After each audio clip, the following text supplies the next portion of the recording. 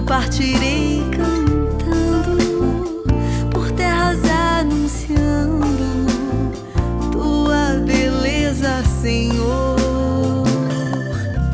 Terei meus braços sem cansaço, tua história em meus lábios e força na oração. Leva-me aonde os homens necessitem, tua palavra necessitem de força de viver. Onde falta esperança, onde tudo seja triste. Consideremos a pobreza voluntária que o nosso querido Santo Antônio professou em toda a sua vida.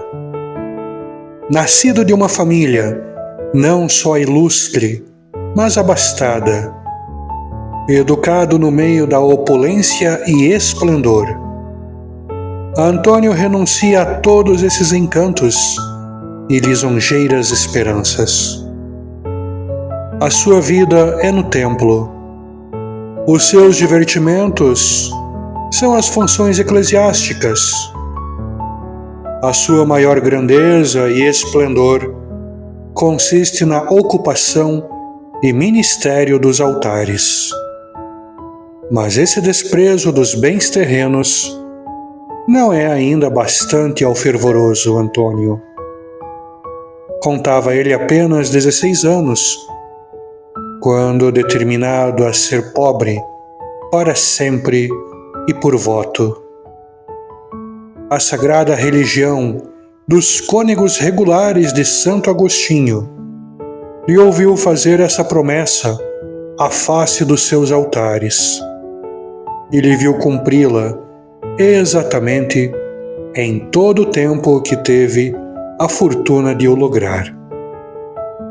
Ainda Fernando, esse era então o seu nome, aspira a maior grau de perfeição. A pobre religião que São Francisco de Assis acabava de fundar lhe parece mais própria ao seu espírito de pobreza. Passa a fazer nela o mesmo sacrifício de abnegação do mundo, renunciando de todo à propriedade dos bens terrenos e até ao nome que tinha no século, de modo que só o grosseiro burel que cobria o seu corpo se podia dizer que era de Frei Antônio. Essa pobreza de que ele era tão observante a pretendia insinuar e persuadir aos seus ouvintes no púlpito. E um dia, pregando nas exéquias de um rico avarento, se esforçou em demonstrar a felicidade dos pobres, que, satisfeitos com sua pobreza, vivem quietos e sossegados, quando, pelo contrário, os opulentos são sempre atormentados da insaciável sede de maiores riquezas. Depois de ter provado esses pontos, com a sua enérgica e apostólica eloquência, rompeu nesta profecia: esse desgraçado avarento, cujo corpo está presente, nos dá um triste testemunho dessas verdades. E de abrir o cofre do seu dinheiro, nele achareis o seu coração. O sucesso correspondeu à profecia, pois, com efeito, se achou o coração daquele miserável aferrolhado no seu cofre. Antônio, bem-aventurado, que, desprezando as riquezas terrenas, soubestes imitar a pobreza do nosso Redentor e de seus apóstolos. Fazei que possamos também nós desapegar-nos dos bens caducos e adquirir com eles, repartidos em benefícios dos pobres, o tesouro celestial, que nunca há de minguar, e de que vós já estáis de posse, por prêmio da vossa pobreza voluntária. Amém. Terceiro dia da nossa trezena em louvor de Santo Antônio. Lembrando a pobreza. São Francisco de Assis dizia irmã pobreza, porque assim ele a tomou, para viver com ela, para curtir dela e principalmente para tomá-la como esposa. Parece loucura nos dias de hoje, mas esse é o voto de pobreza dos religiosos. Assumir como Cristo, que apenas teve sua túnica, e na verdade nem isso, porque na hora da morte lhe foi tirada.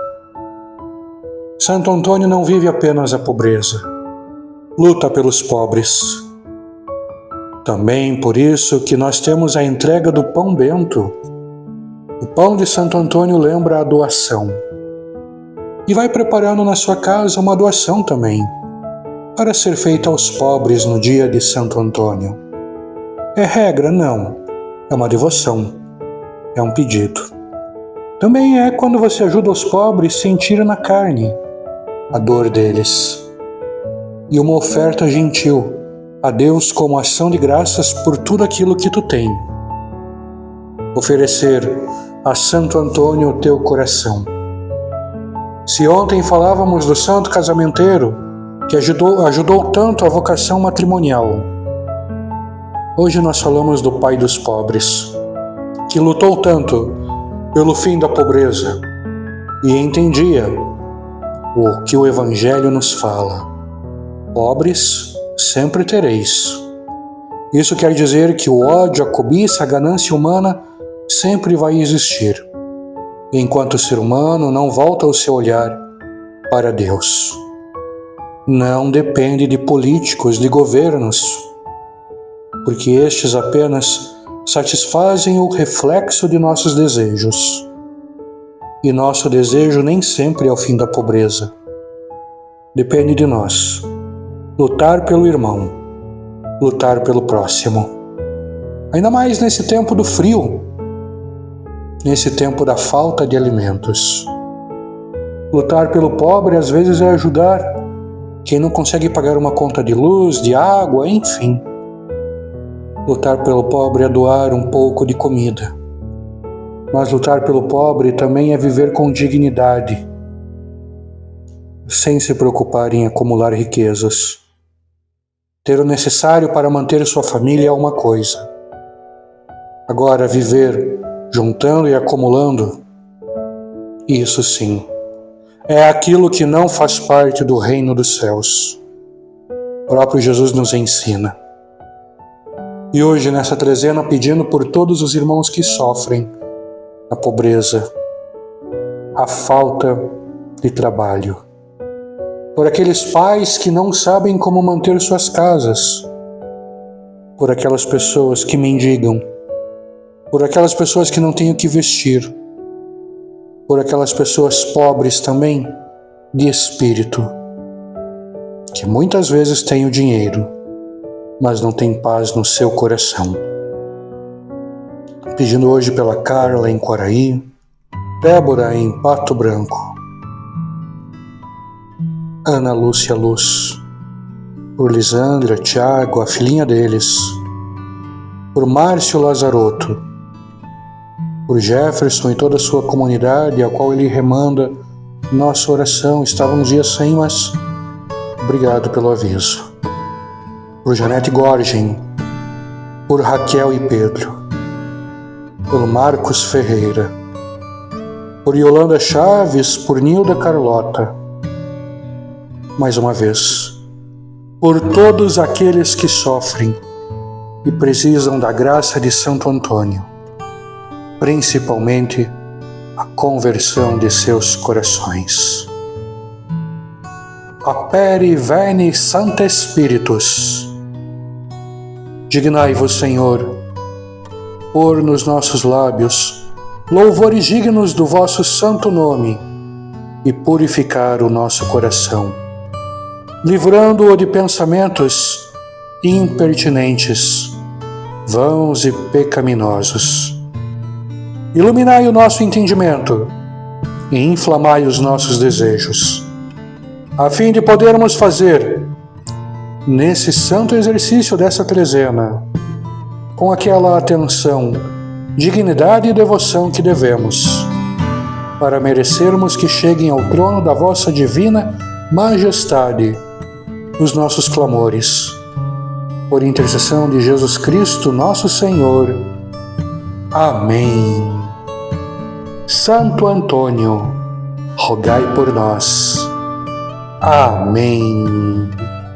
O que agrada a Deus em minha pequena alma é que eu ame minha pequenez e minha pobreza.